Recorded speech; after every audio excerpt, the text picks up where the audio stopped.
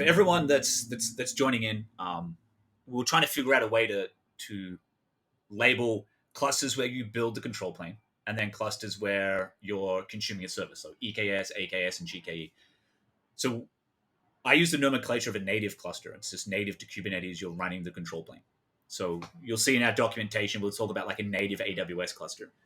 Why would you do that? Let's say you're running a hybrid cloud, you're on premise, and you want like for like clusters, 100% identical.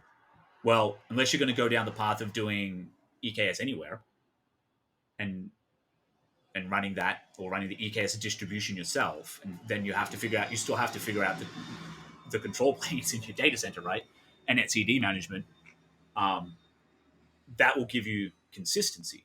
So if you want the same API server flags, control flags, scheduler flags turned on in both environments, then that's your only option.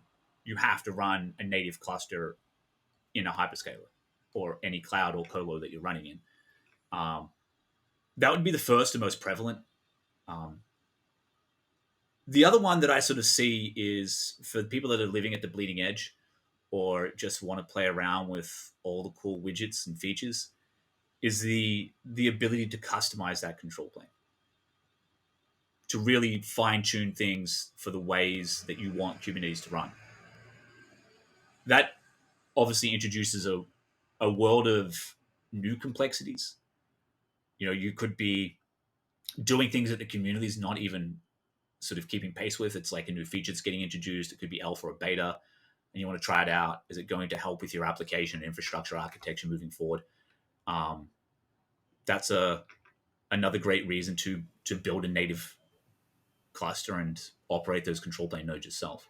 Like, is there a use case better suited to a EKS cluster versus a native cluster? Like maybe like you have to have more control and access to the control plane for logging, or... I mean, the first one I touched on was consistency. Okay. You're running hybrid. Or let's even say you're going multi-cloud. That's another good reason to go native. So you have consistent across all those cloud providers. Even using someone like Rackspace or a DigitalOcean, you didn't want to use their Kubernetes service, right? If you want to use those bleeding edge features, then this is going to be your only option. To me, they're kind of the biggest reasons to do it. Are there advantages to one or the other? I mean, if you're doing DIY upstream open source, the burden of running that control plane is going to be significantly higher than just using EKS, AKS, or GKE. That's for sure. So you could sort of say that's a detractor. Like there's more you have to manage. The infrastructure you're provisioning for that, if you're not running the control plane nodes for a value add, right? You're just doing it for pure joy and 2 a.m. wake up calls, then you're going to be paying for those 3-5 nodes that are running the control plane services, that are hosting at CD. You're going to be paying for those services. They're running.